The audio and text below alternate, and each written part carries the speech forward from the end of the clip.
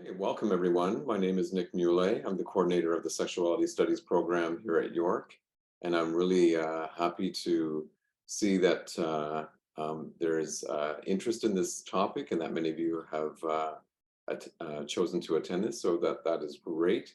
And I'm thrilled to be able to introduce our visiting scholar for this year who will give their lecture.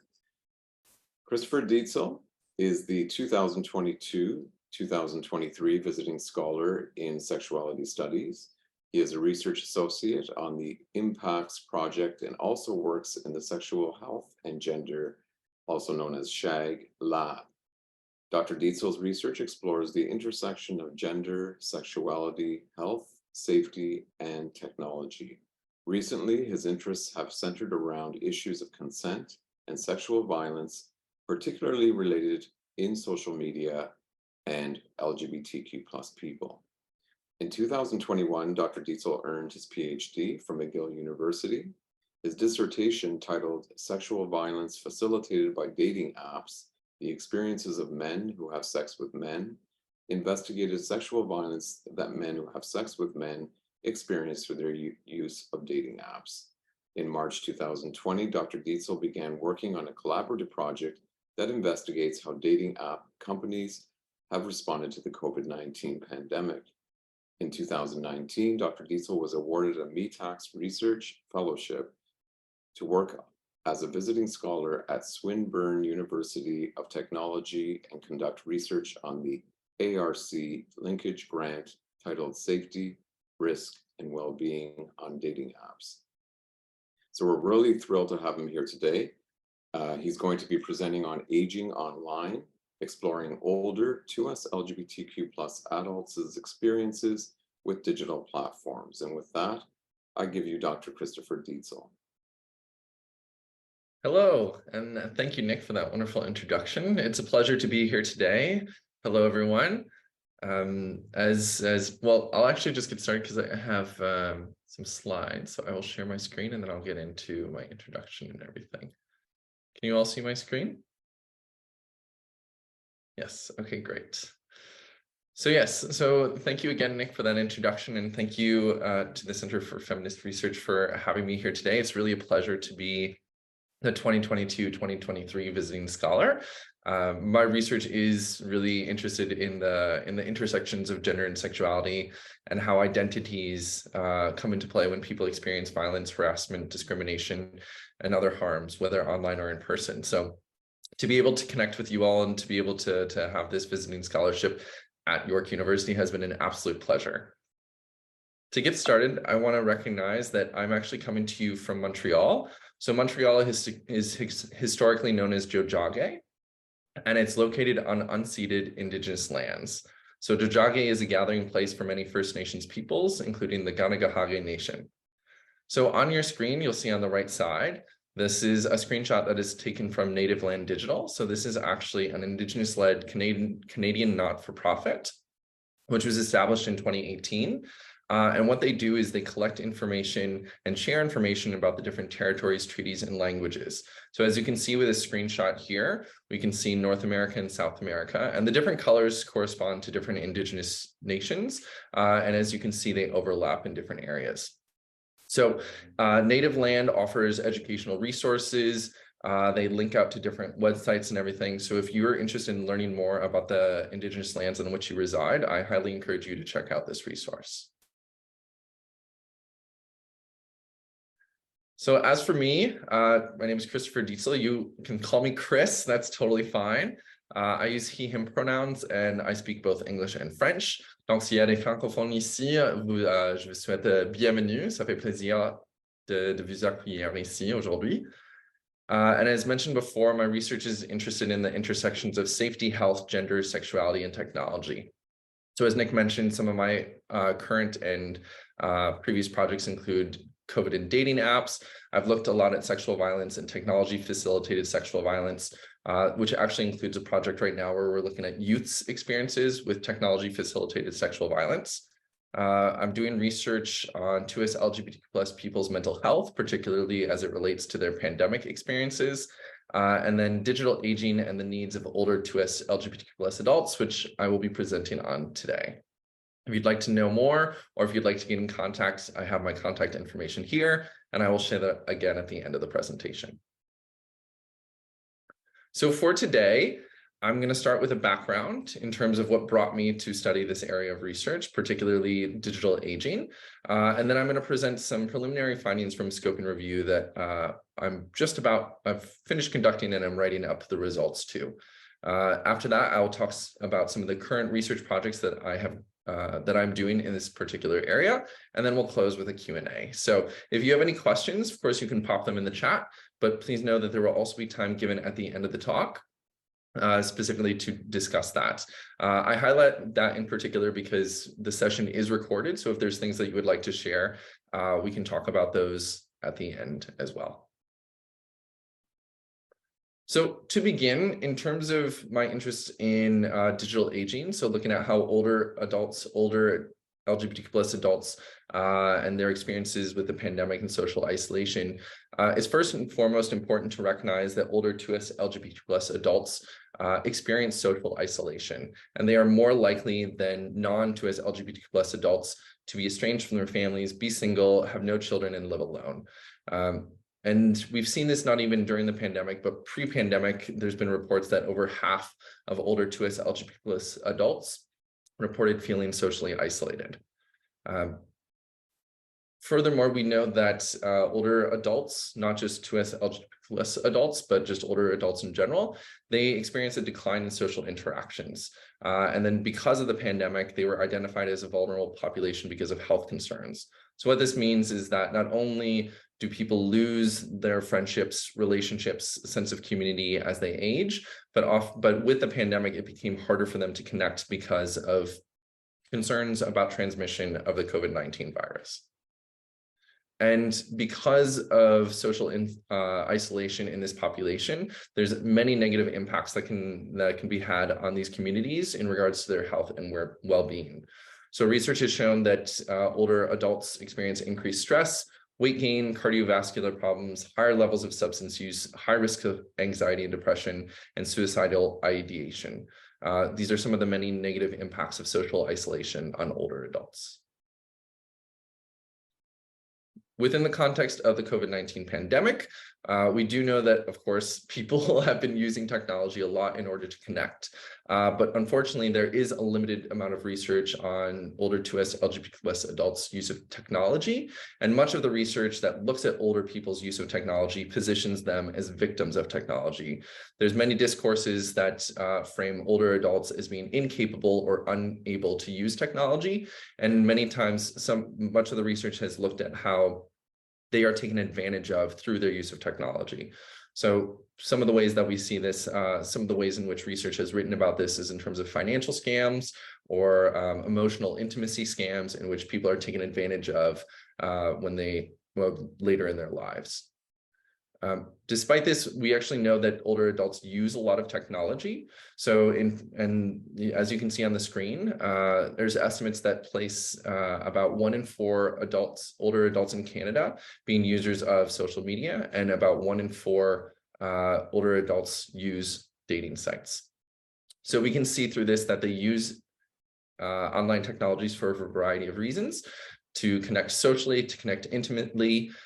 They want to be able to explore their identities, to connect authentically with people in their community, to learn about themselves. Of course, just like people of different ages, it's important to have friendships, relationships, and a sense of community. And with the context of the pandemic, technology has been an important coping mechanism for people to maintain these relationships. It's also important to recognize the uniqueness of this population, older 2S LGBTQ+ adults, because of what they've lived through, not only in relation to the COVID-19 pandemic, but because of where they are historically. So this population has lived through the AIDS epidemic of the 1980s. And during that time, as you are probably aware, queer people were positioned as a vulnerable population. They already were experiencing social isolation, threats to their physical health. Many of them were seen as social pariahs. Little was known about AIDS, but it was referred to as the gay disease. So in many ways, queer people were being positioned not only as vulnerable population, but a targeted population. We also know that the Canadian government, US government, and others were slow to respond to this crisis, and millions of queer people lost their lives. In spite of this, 2SLGBTQ people sought social support from one another, and they found ways to promote their health, well-being, and feelings of community. So they were able to overcome these massive challenges and were able to come together in order to promote their health. Of course, it's not to say that the AIDS epidemic of the 1980s is exactly the same as what we're experiencing with COVID-19, but there are some similarities. So once again, we see that older queer adults or older adults in general were identified as a vulnerable population. As I mentioned before, they have experienced social isolation, and there were threats to their physical health. This time, of course, threats to the physical health were more around COVID-19, which is not a gay disease, but impacts everyone. But nonetheless, once again, they're experiencing massive risks to their social and physical health. With COVID-19, there has been a lack of government attention and care given to older adults. So once again, this population may have felt ignored or overlooked by the government. So for us here in Quebec, we know that there's been reports about Quebec's government lack of attention to senior care facilities. And there's been other reports about systemic ageism here in Canada. So once again, we know that LGBTQ+ people, not just older adults, but LGBTQ+ people in general, sought social support from one another, and that through the pandemic, they have found ways to promote their health, well-being, and feelings of community, mainly through technology, especially in the early days of the pandemic. So this is the background through which I wanted to be able to explore what were older 2SLGBTQ+ people's experiences with a pandemic, and how are they able to overcome these challenges in order to facilitate their social connections. And so that was the purpose of the scoping review, to see if or what had been published in this particular area over the last couple of years. So specifically, the purpose of this project was to examine how older 2SLGBTQ+ adults have developed and maintained friendships, relationships, and community, and to really focus on these social sexual interactions and how they've been facilitated and or complicated or challenged by online technologies and the COVID-19 pandemic. So for this scope and review, I've followed Arksy and O'Malley's approach, in which it's necessary to develop a search strategy and look at different databases in order to filter out irrelevant studies and then focus in and extract data from the relevant studies. So I developed a search strategy in consultation with a health librarian. And the search strategy was centered around 3 topic areas, that being older 2SLGBTQ+ adults, digital technologies, and the COVID-19 pandemic. I searched 6 databases, which included Academic Search Premier, APA PsycInfo, Gender Studies, Sociological Abstracts, PubMed, and Embase.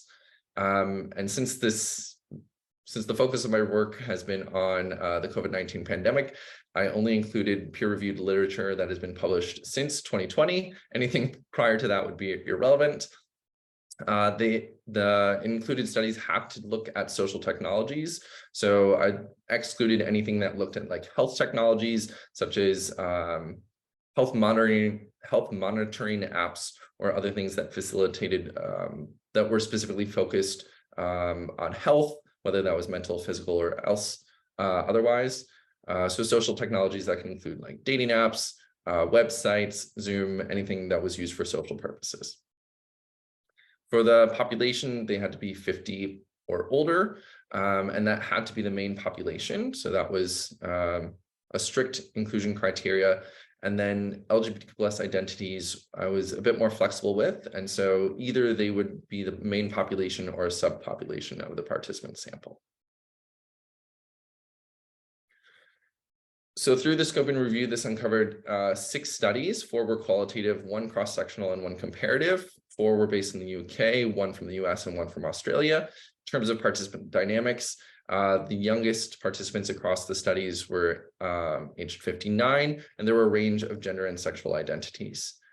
They used participants in these studies used a variety of social technologies, which included, of course, telephone, but also video conferencing software like Zoom and FaceTime, social media like Facebook and Twitter, and messaging platforms like WhatsApp, iMessage, and Facebook Messenger.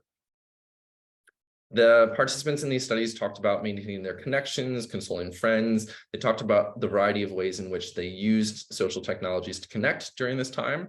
And interestingly, one of the studies actually found that this population decreased their use of technology during the pandemic. At this point, I'm now going to share with you 3 general themes about from the data that I extracted from the studies. And so within each theme, I'm going to highlight some of the main points. But please note that this is preliminary findings, and I'm writing up the article right now. So in the next month or so, I intend to finish this work and submit it for publication. So if this is something that you're interested in learning more about, I'd be happy to talk with you further. So theme 1 was looking at the benefits of social technologies during the pandemic.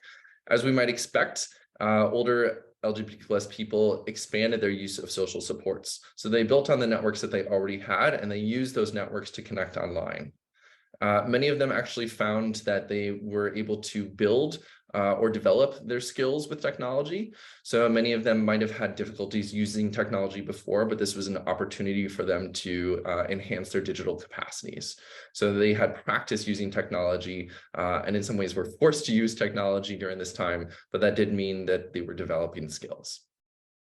The third point is that they actually improved their existing supports and access to supports. So because so many activities were transitioned into virtual spaces, there was opportunities to create new connections and think creatively about the ways in which these communities connected.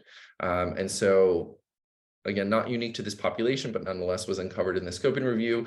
We found that there were new ways that people were able to connect online. In terms of challenges and problems that were experienced by this population, what we found in this scoping review is that there was actually many accessibility barriers. So older LGBTQ+ people actually expressed frustration. They had limited technology skills. And for many of them, there was a lack of access to equipment. There was a lack of equipment as well as access to equipment. So not all of them had the infrastructure available in order to actually use technology. And so even though they were able to develop their skills, they didn't necessarily always have the technology at their disposal to begin with. Some of the participants across these studies actually expressed frustration that they had to rely on technology. Pre-COVID, this was not necessarily a necessity for them to use technology in order to connect with friends, family, peers, partners, etc. And so they expressed frustration that this was a necessity during this time. As such, many of them actually struggled in terms of their comfort with technology and their understanding with technology. And some of them actually talked about a perceived reduction of quality interactions, which means that they actually felt that their online interactions were not as strong or as good as they would be in person. When we think about the health and social impacts, it's also important to note that they did talk about feeling lonely, feeling stressed, feeling sad, and experiencing social isolation. So even despite technologies being used to facilitate these interactions, there were many of them who talked about feeling like a burden or not wanting to bother others. So they did not necessarily reach out, or they became increasingly aware of how alone they were. And as I mentioned before, we already know that there are high statistics in terms of the social isolation that's felt in this population. And it seemed like this increased for some of the participants as well. It's also important to take an intersectional lens and understand that not everybody's experience was the same. There was actually, one of the studies was focused on trans and gender diverse people's experiences. And there was one trans participant who said that they felt identity-based discrimination, and they actually felt quite let down by the LGBTQ+ population and the community overall. They felt that there was additional targeting and isolation against trans people.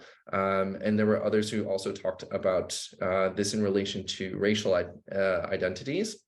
Specifically, there was one participant who talked about discrimination against the Asian community and being victimized. Granted, this was I think that's specific to I think they were talking about this specifically in reference to the COVID-19 pandemic and what we saw as discourses during that time. But nonetheless, it's important to recognize that identity-based discrimination exists, and this was felt amongst people whose identities sit even further at the margins under the LGBT+ umbrella. The third theme that I would like to highlight at this point is around resilience, adaptation, and solidarity. First, in regards to resilience, many of the participants actually talked about feeling prepared for the COVID-19 pandemic, and this was because of their past experiences with homophobia, discrimination, transphobia, rejection, and estrangement from biological family. So they were talking about the fact that they were prepared to be social isolated because this is something that they have experienced previously in their lives. On that note, they also were emphasizing that queer spaces are incredibly important and that communities, particularly queer communities, come together to provide one another support. And so they recognize the importance of queer spaces and the need in giving social support to one another. In regards to adaptation, many of them talked about developing coping strategies. So whether that was specifically related to technology or other strategies, they talked about ways in which that they coped with the pandemic. One way that they specifically coped was to provide and receive support from one another.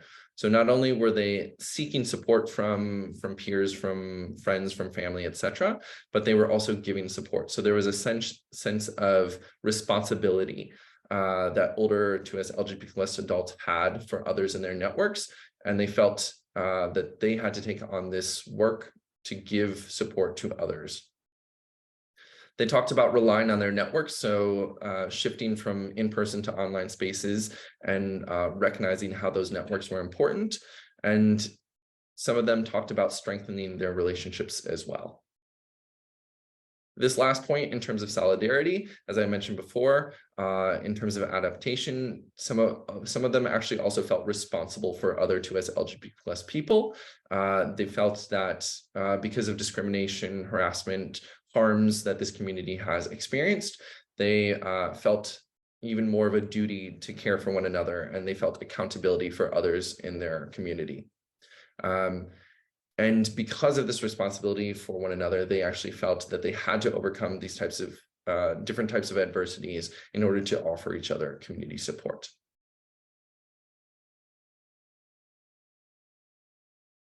So in terms of some major takeaways from this research thus far, I want to highlight three main ideas.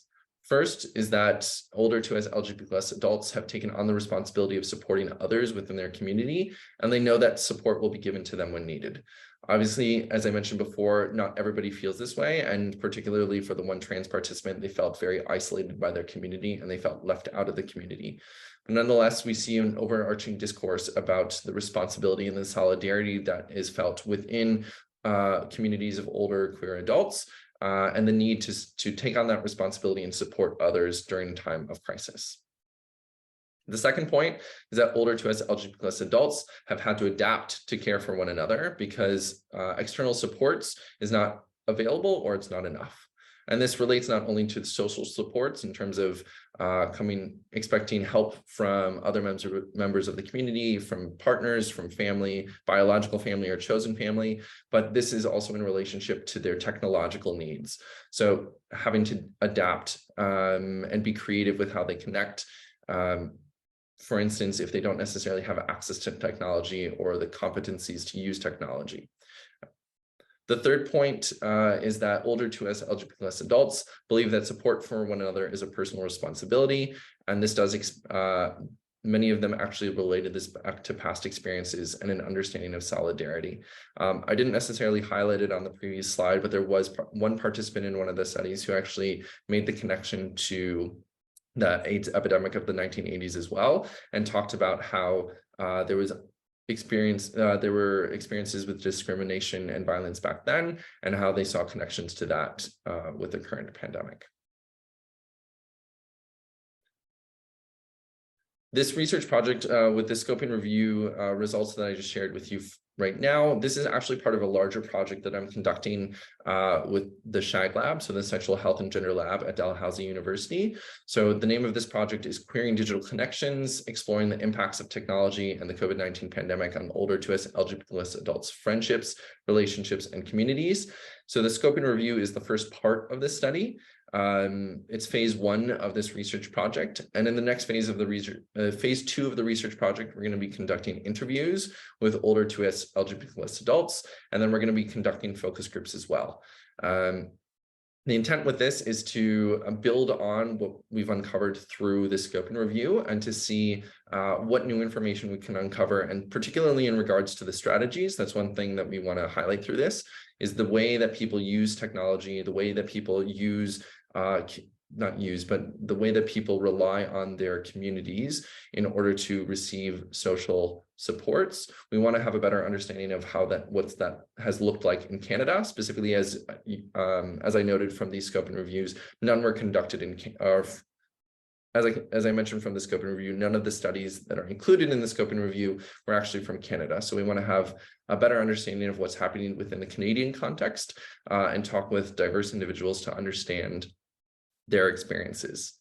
The other point that I want to emphasize in that regard is that through these interviews and focus groups, we do want to have a better understanding of both the complications as well as the benefits, because we want to look at how services, resources can be improved and provided to this community, not just during the COVID-19 pandemic, but looking forward as well. Recognizing that there's a digital divide between older adults and their use of technology, we want to try to be able to address those gaps by having a better understanding of what can be improved, so that this information can be shared with the community to improve their everyday interactions.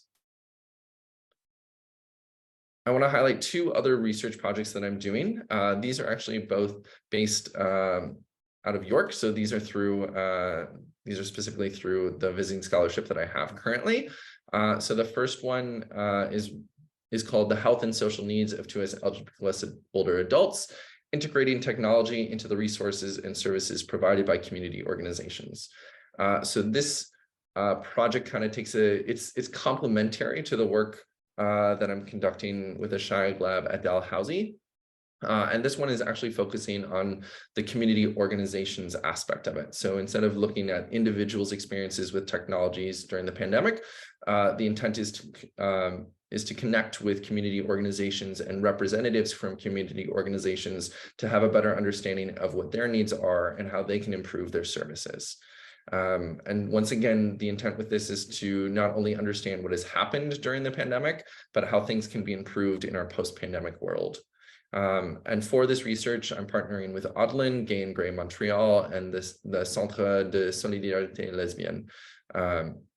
So this work is ongoing, and I'm going to be conducting focus groups with Gay and Grey and CSL in May. So that is research that I will be continuing this summer. And so hopefully I'll be able to share those results in a publication or through a future webinar, perhaps this summer or in the fall.